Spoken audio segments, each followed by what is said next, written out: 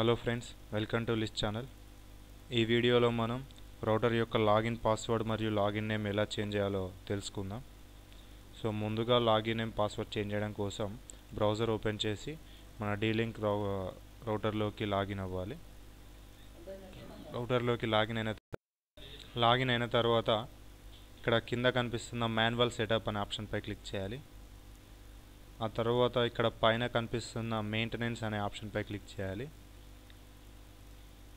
So ఇప్పుడు ఇక్కడ వచ్చేసి మన లాగిన్ నేమ్ అడ్మిన్, ఇది డిఫాల్ట్గా ఉంటుంది.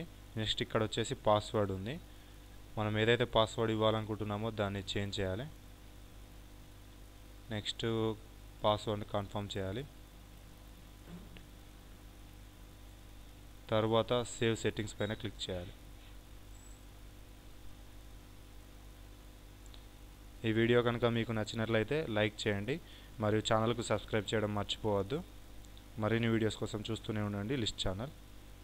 Thanks for watching.